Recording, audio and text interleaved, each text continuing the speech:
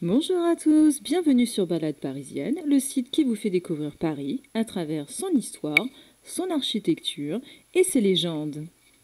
La rue Saint-Denis commence avenue Victoria dans le premier arrondissement et se termine boulevard de Bonne-Nouvelle et boulevard Saint-Denis dans le deuxième arrondissement. Elle mesure 1334 mètres de long. Il s'agit d'une ancienne voie romaine conduisant aux villes de Saint-Denis, Pontoise et Rouen.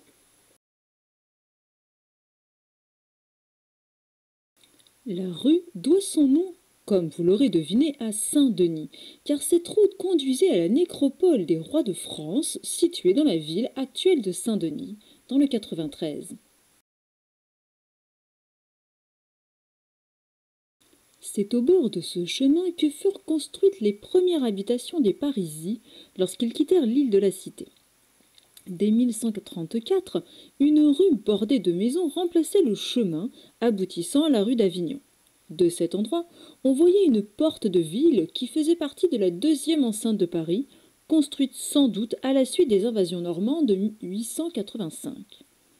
Vers 1197, la rue Saint-Denis ne s'étendait qu'entre la porte de la deuxième enceinte et atteignait la rue Montconseil, où se trouvait une porte de la troisième enceinte de Paris, commencée en 1188 sous Philippe Auguste.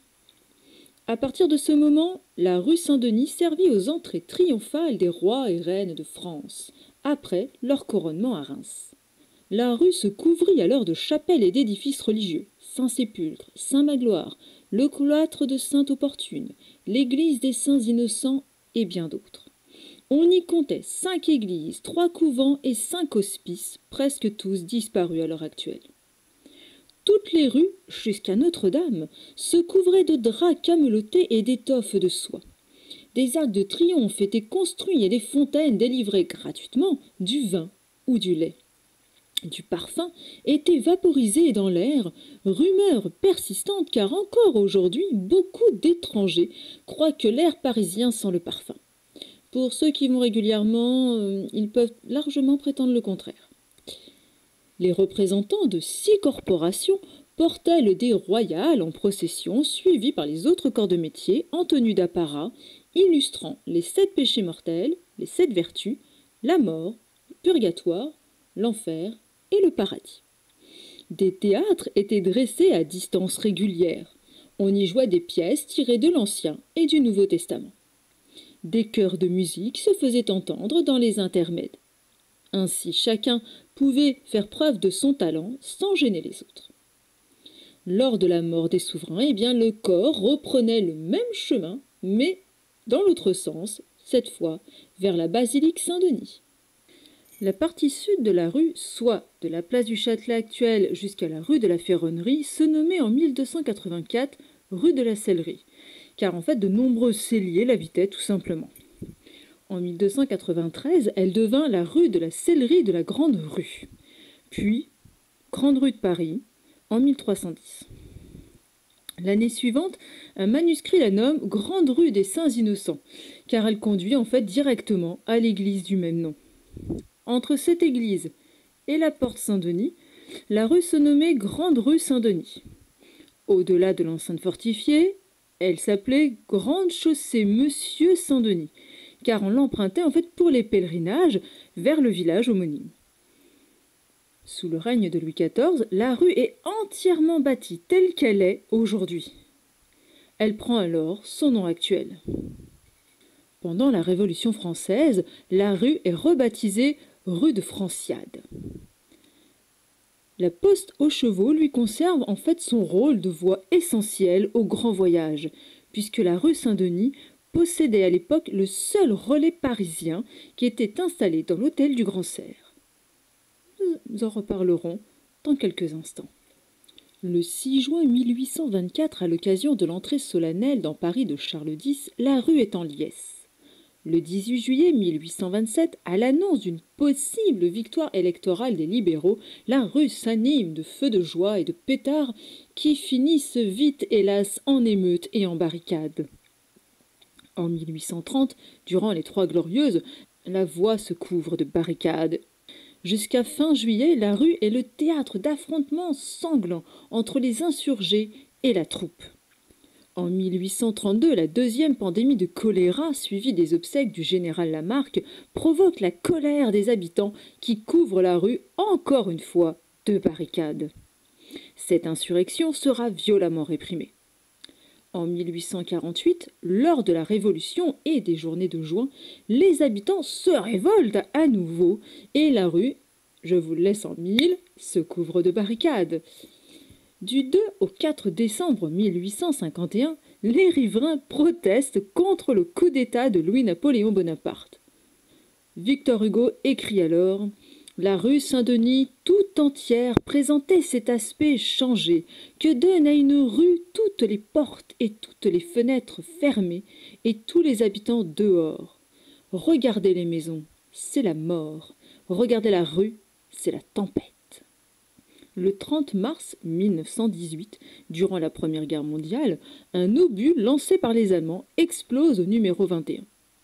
Le 11 novembre 1918, la rue est en liesse et retrouve un climat de fête. Conclusion. De nombreuses barricades, beaucoup de colère, mais aussi de la joie.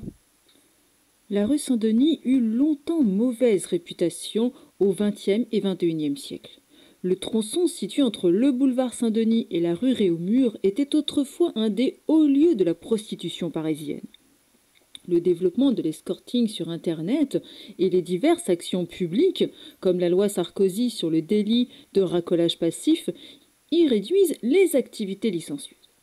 Bien que la prostitution chinoise y persiste à l'heure actuelle, ainsi que des sex shops, des love hotels, les commerces se sont tournés vers la gastronomie, le prêt-à-porter grâce à la présence du Sancier à quelques pas de là, et le tatouage.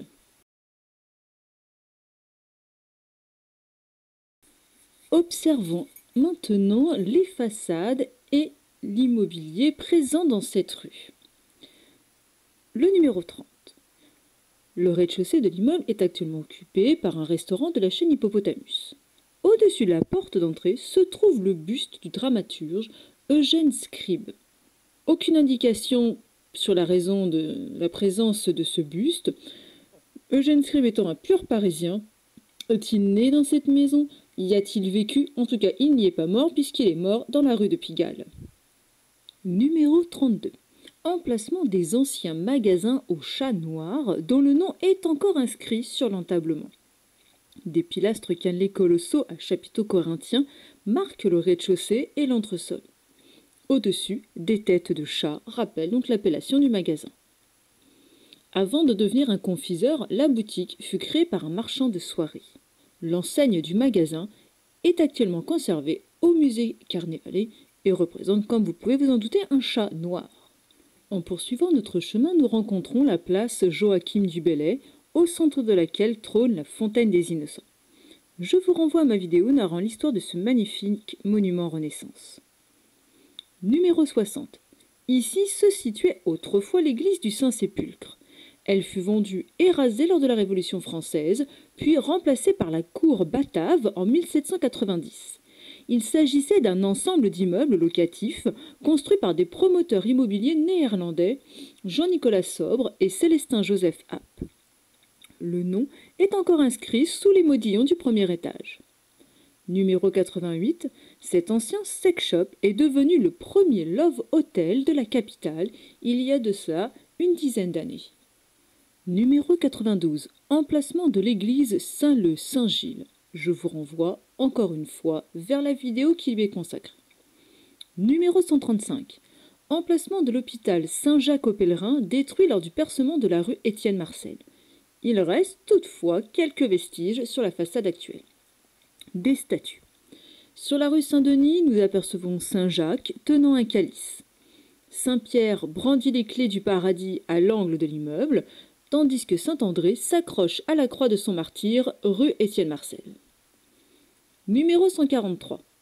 Le petit débit de boisson Royal Bar a conservé sa décoration en céramique de Sarreguemines.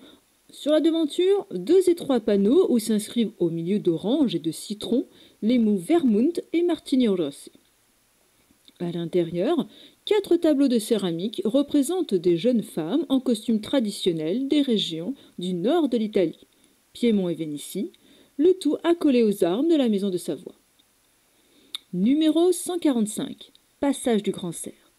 Il fut ouvert en 1825 sur l'emplacement de l'hôtel du Grand Cerf, point de départ, comme je vous le disais tout à l'heure, des messageries royales vers l'est de la France par la compagnie bancaire de Vaumoisson et compagnie. Numéro 120. Édifié en 1828 par Auguste Luçon entre le passage du Grand Cerf et le passage de l'Ancre, le passage du Bourg-l'Abbé n'est plus aujourd'hui que l'ombre de sa grandeur passée. Le passage fut construit parallèlement à un autre passage plus ancien qu'il concurrençait et imitait le passage du Saucède, disparu avec le percement de la rue de Turbigo en 1854. Numéro 151. Léon Blum naquit dans cette maison le 9 avril 1872. Il y habitait avec ses parents au-dessus de leur magasin de rubans et soieries en gros. Numéro 155. L'immeuble fut bâti en 1898 par l'ingénieur en chef des ponts et chaussées Henri Rouville pour le magasin de tissus La Soie. Il présente les caractéristiques déjà rencontrées des constructions à vocation commerciale du XIXe siècle. Je vous renvoie aux vidéos La Samaritaine et à La Belle Jardinière. Outre la façade vitrée, une verrière centrale diffuse la lumière naturelle, indispensable à la juste appréciation des couleurs. L'immeuble, étroit en façade, à peine 7 mètres de large, s'étend en réalité sur une profondeur de 55 mètres. Pour s'agrandir, le magasin acquit en 1900 une partie du bâtiment mitoyen, soit le numéro 157. Numéro 142. La maison fut construite en 1732 par Jacques-Richard Cauchois pour Claude Aubry. Si elle est célèbre, ce n'est pas pour son architecture, mais pour la fontaine qui marque l'angle des deux rues, la fontaine Grenata. La fontaine actuelle a remplacé une fontaine édifiée en 1502. Numéro 146. Derrière la porte cochère se cache un ancien passage réservé aux religieux de l'hôpital de la Trinité qui rejoint la rue de Palestro. Numéro 177. L'impasse Saint-Denis, longue de 88 mètres, se fait discrète et pour cause, car elle sert souvent de lieu de rencontre aux proxénètes de la rue. Elle est donc fortement déconseillée aux touristes. Sur les plans du cadastre datant de 1391, elle apparaît sous le nom de ruelle de l'Empereur, dénomination héritée d'une enseigne qui y était présente. En 1591, elle est évoquée sous le nom de rue des Cordiers, d'après l'activité des commerces et des ateliers d'artisans qui s'y sont installés. Transformée en impasse en 1657, elle devient cul-de-sac ou impasse de l'Empereur, qui par déformation deviendra impasse des Grands Pleurs. Après le sacre de Napoléon en 1804, la ruelle devient l'impasse Montconseil, en lien avec la rue voisine. La dénomination actuelle prend effet par un arrêté du 1er février 1877. Numéro 164 à 176. Emplacement de l'ancien cimetière de l'hôpital de la Trinité. En 1201, deux gentilshommes allemands, Wilhelm Effaquol et Jean de la Passelet, achetèrent à Hervé, prieur de Saint-Lazare, un terrain au lieu-dit de la Croix de la Reine. Terminé en 1202, il se nommait alors Hôpital de la Croix de la Reine et l'enclos était situé hors de l'enceinte de Philippe Auguste. En 1207, il prit le nom de Trinité et eut pour fonction d'assister les pauvres et de donner l'hospitalité aux pèlerins lors de leur passage à Paris. En 1210, sa gestion fut confiée au prémontré de l'abbaye d'Hermières-en-Brie afin d'ouvrir l'hospitalité pour les pèlerins et les passants hommes. L'hôpital Sainte-Catherine était réservé aux femmes qui y firent construire une chapelle. En 1224, l'hôpital se dota d'un cimetière qui s'étendait jusqu'à la rue Guérin-Boisseau. Ce cimetière se situait à l'emplacement de l'ancienne plâtrière de la Croix-Verte, une carrière d'extraction de gypse. En 1365, la Trinité est incorporée dans Paris en raison de la construction de l'enceinte de Charles V. La destination de l'hôpital change alors et à la fin du XIVe siècle, les confrères de la Passion quittent Saint-Maur-des-Fossés et louent à la Trinité une grande salle pour y représenter des mystères tirés des évangiles qui firent venir tout Paris jusqu'en 1545, année où ils s'installèrent dans l'hôtel des Flandres. Les bâtiments furent affectés à l'accueil d'enfants orphelins. Ils prirent alors le nom d'Hospice des Enfants Bleus en raison de la couleur de leur costume. L'hospice fut fermé au début de la Révolution française et les bâtiments vendus en 1812. L'église fut démolie en 1817.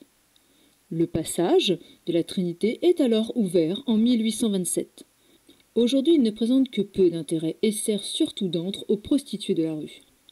Numéro 170. Sur la façade de l'immeuble se dresse un surprenant blason en pierre, sur lequel est inscrit entre un lion couronné et une licorne enchaînée « Dieu est mon droit, honni soit qui mal y pense », la devise de la monarchie britannique. Étonnant dans ce quartier commerçant français? Peut-être pas, car cette devise fut utilisée comme mot de passe par la franc-maçonnerie. Peut-être l'immeuble servit-il de loge pendant un temps, qui sait? Numéro 174-176. Il subsiste à Paris une vingtaine de maisons à pignon-sur-rue. Elles sont typiques de l'habitat médiéval de la capitale, dont les modèles traditionnels se sont perpétués jusqu'au XVIe siècle. À cette époque, les maisons étroites se serraient les unes contre les autres, pouvant héberger chacune une famille. Ici, ces maisons logeaient des marchands et comptaient une pièce par étage. Au rez-de-chaussée, la boutique, puis le logis et le grenier en sous-pente.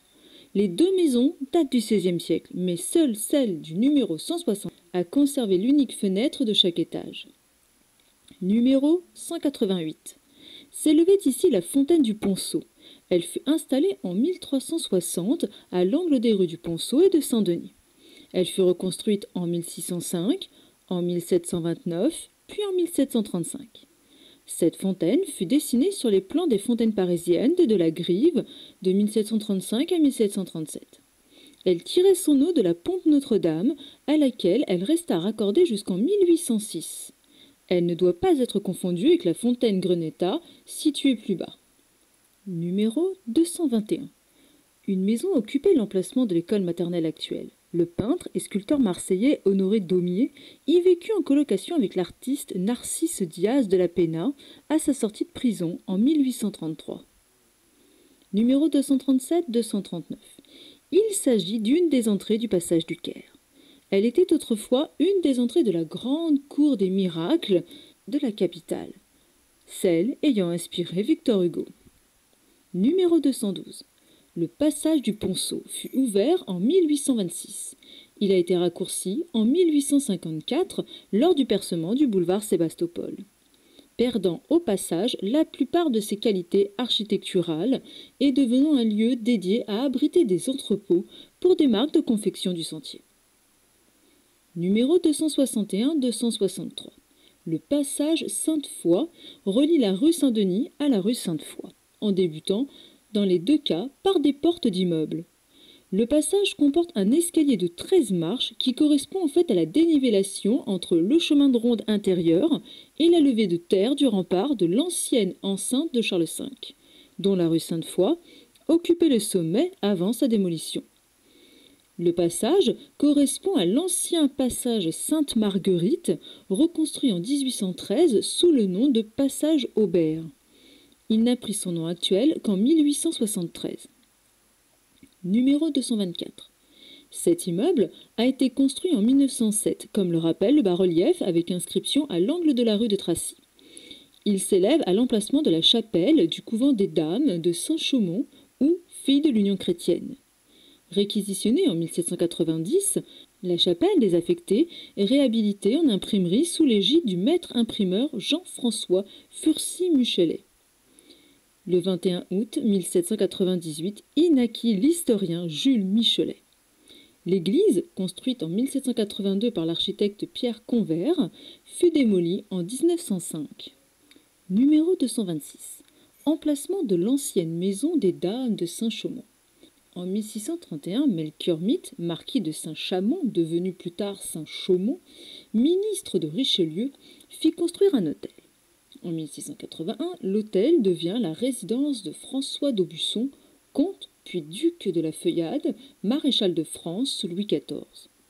En 1683, l'hôtel est légué aux Filles de l'Union chrétienne, une communauté séculaire fondée en 1652 par Vincent de Paul et Madame de Pouilleillon.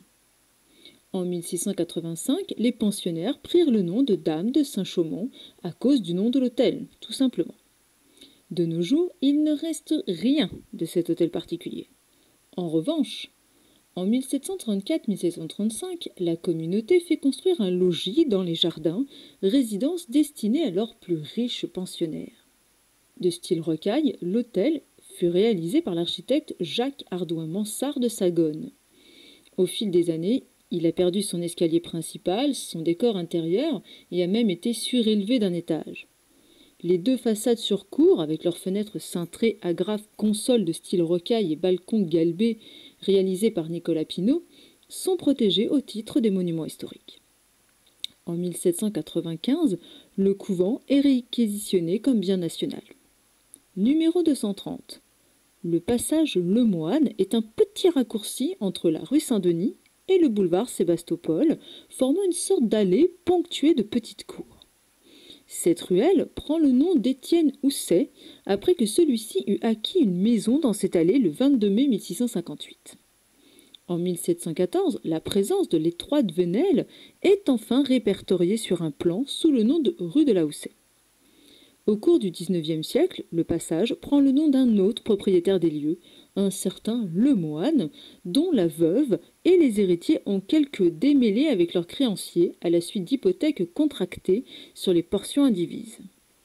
L'immeuble du passage est vendu en 1830, puis en 1833 pour régler les dettes de la famille.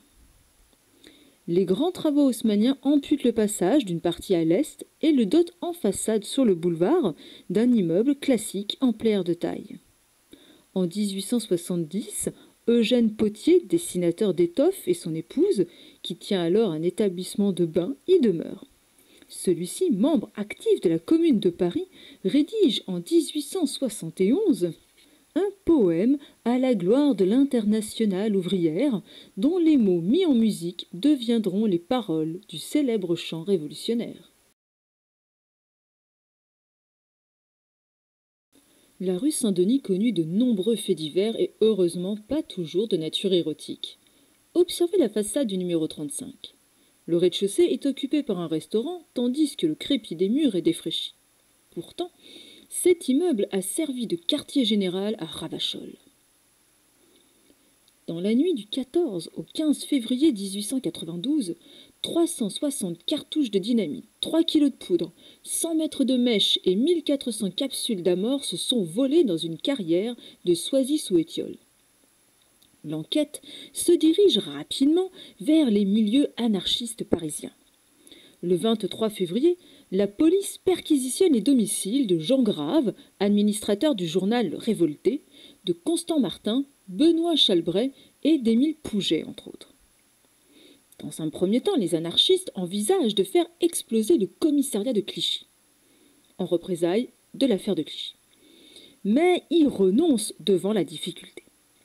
Ils changent aussitôt de cible et se tournent vers le conseiller Edmond Benoît, président des assises lors de l'affaire.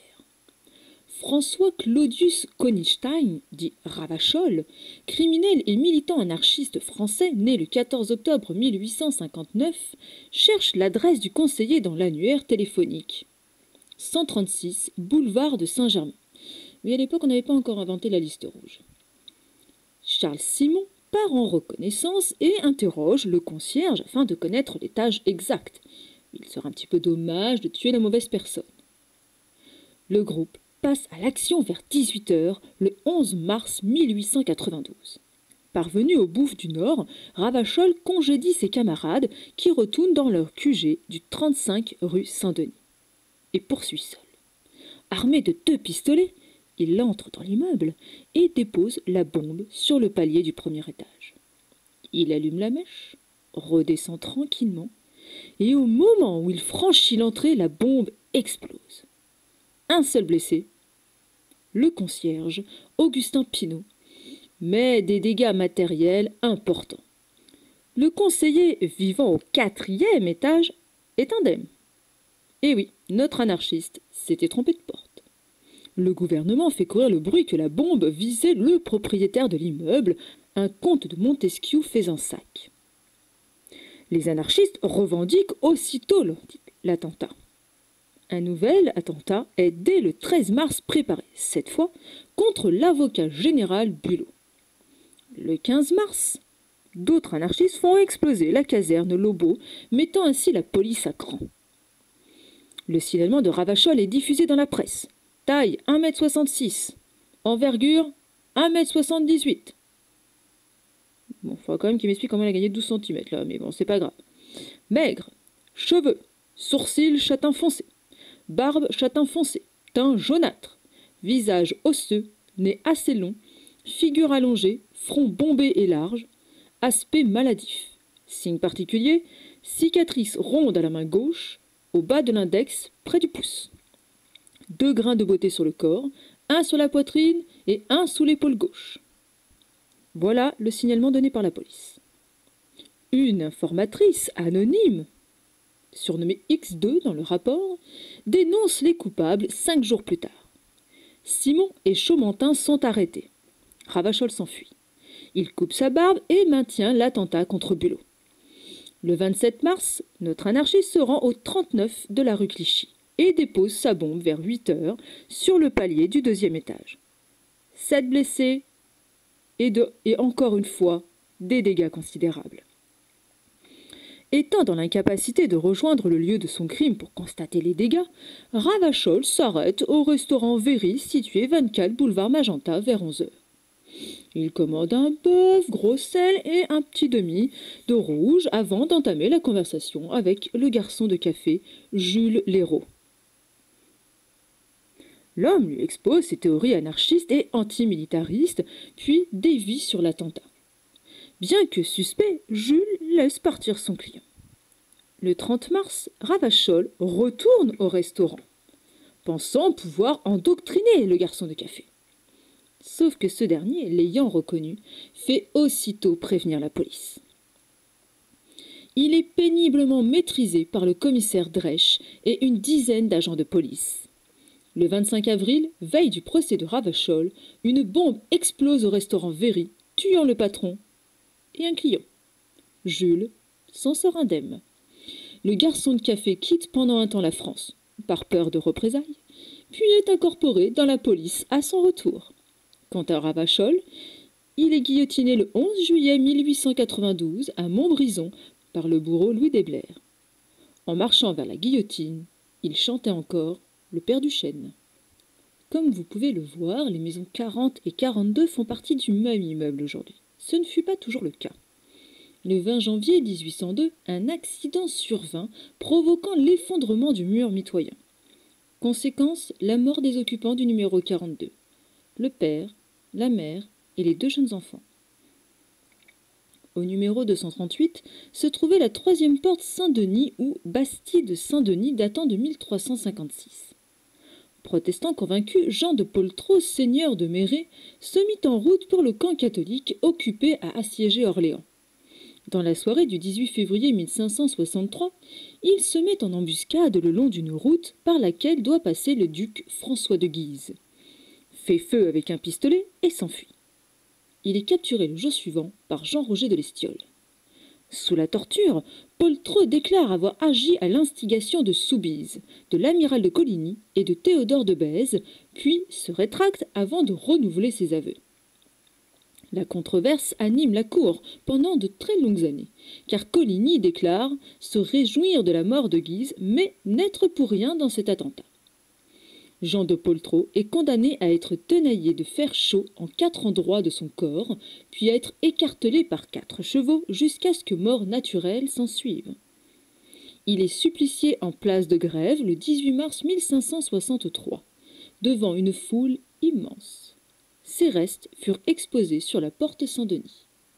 Sous la Troisième République, l'immeuble du numéro 291 était occupé par un restaurant à l'écrevisse.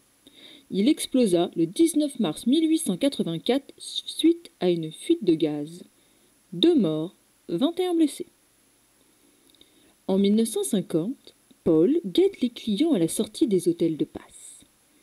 Il les accoste, les traite de misérables, les accuse de l'avoir trompé avec sa femme. Si l'interpellé proteste qu'il a payé, Paul rétorque « En plus, vous traitez ma femme de putain !» ce scénario conçu pour déboucher sur un arrangement financier, environ 100 000 francs à l'époque, un jour finit par tourner mal.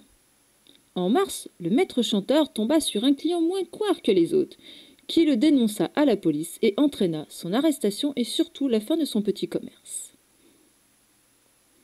La nuit du 31 décembre 1987, un quart de police embarque une prostituée histoire de faire la fête. Celle-ci refuse de travailler gratis. Les policiers l'emmènent alors au bord du canal Saint-Martin, font semblant de la jeter à l'eau et l'abandonnent presque nue dans la rue. Lorsqu'elle se présente au commissariat pour déposer plainte, on lui impose un examen psychiatrique. Heureusement, l'histoire se termine tout de même bien pour cette femme, puisque les 3 policiers seront condamnés à 18 mois de prison avec sursis.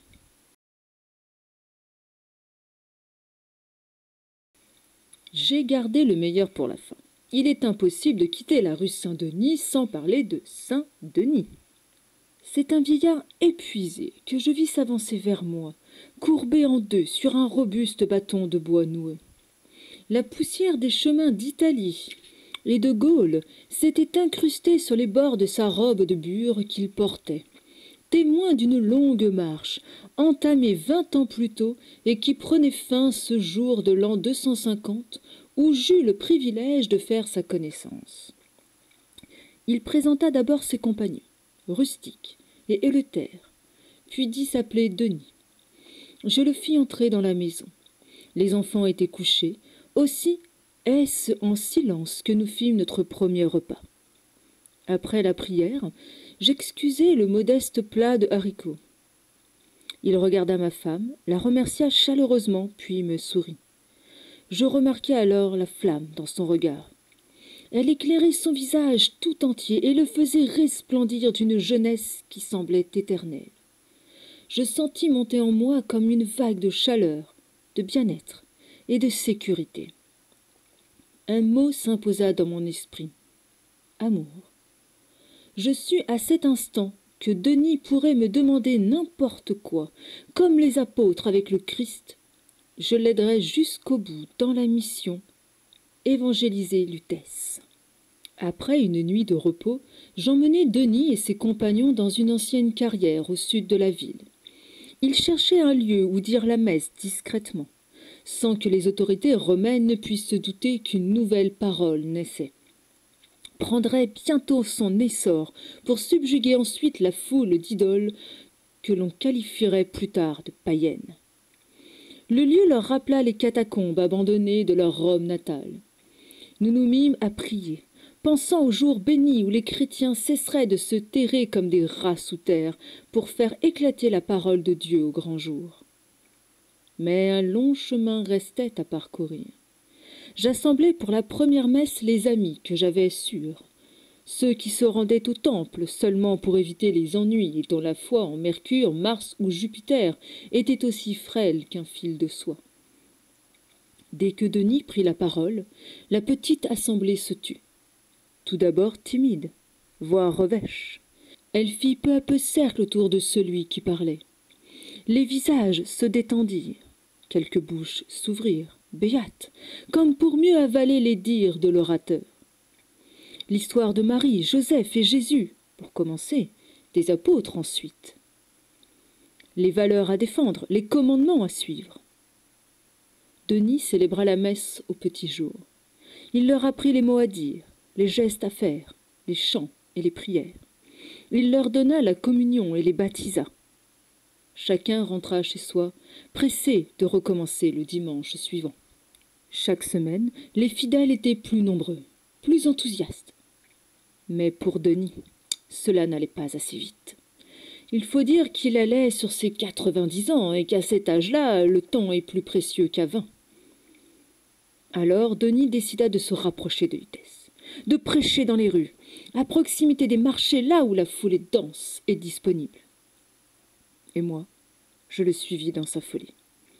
Car c'était là un acte des plus imprudents. Des bruits couraient, murmurant que les prêtres païens, ayant remarqué une baisse de fréquentation des temples, avaient envoyé des espions pour assister aux messes données par Denis. Ils étaient tellement furieux devant le nombre de conversions qu'ils avaient dépêché des délégués à Rome pour demander l'intervention de l'empereur Domitien. Ce qui les excitait surtout, c'est que les chrétiens commençaient à se montrer.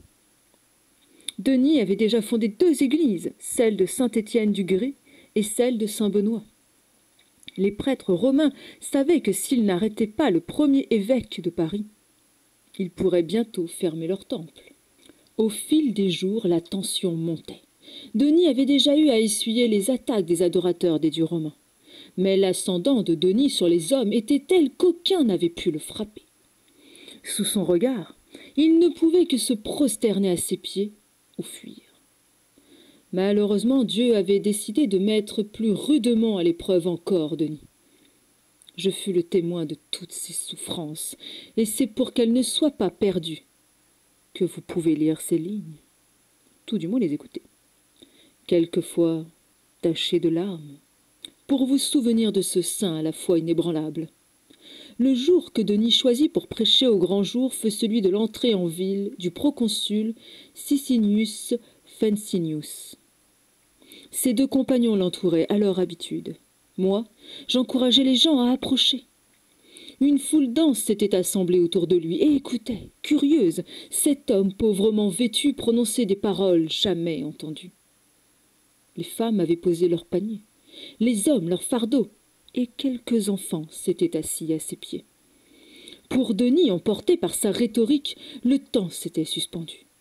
Un bruit de pas cadencés lui fit reprendre son cours, puis accélérer. Celui d'une légion romaine qui traversait le marché et arrivait droit sur nous. À sa tête, un homme d'âge moyen, serré dans une cuirasse d'acier, suant et soufflant.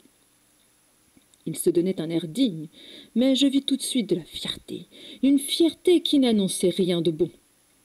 Il s'avança vers l'homme qui n'avait pas cessé de parler. Un silence de mort faisait résonner ses paroles. Il les écouta un instant, puis aboya. « Je suis Sicinius Fencinius, représentant de l'empereur Domitien. J'arrive de Rome, et je suis à la recherche d'un chien de chrétien, un certain Denis. Et toi, misérable vieillard, qui es-tu ? » « Je suis l'homme que tu cherches. » Un geste du proconsul et une 12aine de soldats entourèrent Denis, et le garrottèrent avec une grosse corde. Rustique et Eleuthère tentèrent de s'interposer. Les rustres leur firent subir le même traitement. Sans réfléchir, je frappai l'un d'entre eux. Ils m'emmenèrent, et ainsi je ne quittai pas mes compagnons. Nous traversions Lutèce, ma chère ville, et à chaque pas je pensais que je ne la reverrais peut-être pas. Je devinais les murs des arènes et pensais à ces heures de joie et d'excitation passées sur leurs gradins, le rire et la peur des enfants. Devant les thermes, j'imaginais le corps de ma femme à travers les vapeurs du bain, doux et chaud, et les soirées passées à discuter sur le forum. Soudain, j'aperçus les piliers massifs du temple de Jupiter et la statue démesurée du dieu. Je sus que l'on nous emmenait à la carcère Clocini, à l'extrémité amont de l'île. À peine entrés dans les murs humides et froids de la prison, l'attitude des soldats changea, comme si ce lieu soustrait au regard du monde leur permettait enfin de libérer leur haine. En échangeant nos cordes par de lourds fers, ils n'hésitèrent pas à nous rudoyer, à nous gifler et à nous cracher au visage. Ils nous emmenèrent ensuite dans une salle non moins accueillante, le tribunal. Nous nous retrouvâmes face à Sicinius, qui nous avait quittés un petit peu plus tôt devant le temple. Il rayonnait maintenant, heureux d'avoir sa proie à sa merci, fier d'avoir accompli sa mission avec zèle. Il ordonna à Denis d'approcher. « Reconnais-tu les dieux de Rome, Jupiter, Mars et Mercure, Minerve, Apollon et Diane ?»« Je ne connais qu'un seul Dieu, le Dieu unique, mon Dieu, Yahvé. » Vieux fou, tu ne sais pas ce qu'il en coûte à ceux qui ne se soumettent pas à l'empereur. Ma foi me donnera la force d'endurer toutes les souffrances. Et si c'est pour la défendre, chaque douleur me rapprochera un peu plus de mon Dieu. Entendant cela, Sicinius éclata d'un rire jaune. Il se tourna vers Rustique et Eleuthère et reposa sa question. Il entendit la même réponse. Quand ce fut mon tour de répondre, la peur m'avait quitté. Je m'entendis prononcer comme Denis quelques instants plus tôt. Je ne connais qu'un seul Dieu, le Dieu unique, mon Dieu, Yahvé.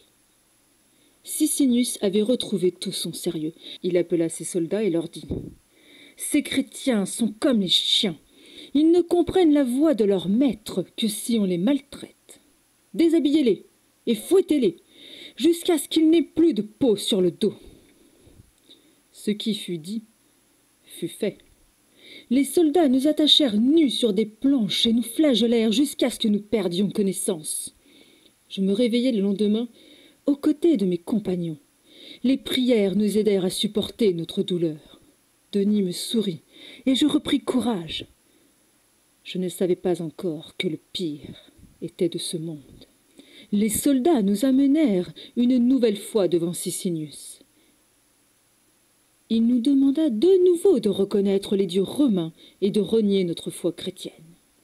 Devant notre refus, le préfet entra dans une colère noire. Il décida de concentrer toute sa haine sur Denis, car il savait que s'il arrivait à le faire céder, nous ne résisterions plus longtemps. Je ne puis décrire dans le détail ce qui survint par la suite. La douleur est trop grande, mais il faut le dire pourtant. Denis fut torturé sous nos yeux pendant plus d'une semaine. Il fut étendu nu sur un gril brûlant, jeté dans une fosse avec des bêtes affamées, enfermé dans une fournaise et finalement attaché à une croix. De retour dans notre cellule, il prononçait des paroles d'encouragement. Il nous disait qu'il fallait tenir. Nous voyant pleurer, il décida de dire une messe pour nous rendre plus forts. Nous étions nombreux maintenant, car Sicinius avait ordonné que tous les chrétiens fussent arrêtés. Aussi venait-il chaque jour grossir le nombre de prisonniers. Au moment de l'hostie, en réalité du pain rassis béni par Denis, une clarté nous aveugla tous. Je priai avec plus de ferveur encore et me sentis enveloppé d'une présence rassurante. Une force nouvelle monta en moi. La sève semblait avoir fait son effet sur mes compagnons également. Denis paraissait moins souffrir de ses blessures. Le pire était encore à venir. Sicinius nous condamna tous quatre à être décapités sur le mont de Mercure. La marche était longue, et je voyais le pas de Denis se faire plus lourd à mesure que le chemin se déroulait sous nos pieds. Les légionnaires ne cessaient de le tourmenter de toutes les façons. Arrivé à mi-pente de la butte, n'y tenant plus, ils le prirent à part et sur une pierre du chemin lui tranchèrent la tête. Rustique et Eleuthère allaient s'élancer pour soutenir son corps quand nous vîmes Denis se relever, comme auréolé de lumière, prendre sa tête dans ses mains et se diriger vers une source afin d'y laver son cou. Nous le suivîmes incrédules, 2 lieues durant. Il s'arrêta devant la maison d'une femme qui dit s'appeler Catula. Il lui tendit sa tête, qu'elle prit sans surprise, comme avertie, puis s'effondra. La plus totale confusion régna dès lors. Les légionnaires avaient relâché leur vigilance. Je vis Rustique et Eleuthère tenter de s'échapper. Aussitôt les soldats retrouvèrent le réflexe de bêtes entraînées au combat. Ils se jetèrent sur mes 2 amis et les décapitèrent sauvagement. Je sentis une main me tirant en arrière. C'était Catula. Elle m'aida à m'enfuir, me cacha et me protégea jusqu'à ce que le prévôt Sicinius eût d'autres proies plus attrayantes à chasser qu'un pauvre chrétien. Catula soudoya habilement les soldats chargés de jeter les corps dans la Seine et ensevelit les précieuses dépouilles dans son jardin. Quand les temps furent plus cléments, je l'aidai à bâtir une chapelle dédiée à Denis. C'est là que je trouvais la force, chaque fois que le courage m'abandonnait, de continuer la mission commencée par Denis. Évangéliser Lutèce, ma chère ville. C'est là aussi que j'eus l'idée d'écrire notre histoire, celle de Denis. Le village de Catula prit le nom de Catiliacum, et plus tard, de Saint-Denis. Sur la tombe de Denis, on construisit un oratoire grâce à Sainte-Geneviève, puis une église, sur ordre de Dagobert, et enfin l'actuelle basilique Saint-Denis. Le mont Mercure, sur lequel Denis fut décapité, deviendra le mont des Martyrs, puis par des formations successives, Montmartre. La source à laquelle le saint lava son cou souillé deviendra la fontaine Saint-Denis, et sera réputée pour avoir une eau aux vertus innombrables. Elle connut un succès égal jusqu'au début du XIXe siècle, époque où elle fut engloutie dans l'effondrement d'une carrière souterraine. Je vous remercie d'avoir suivi cette nouvelle vidéo de balade parisienne. J'espère que la visite vous a plu et surtout que je vous ai aidé à découvrir un monument de Paris. Je vous dis à très bientôt sur le site et en attendant, je vous souhaite une excellente journée.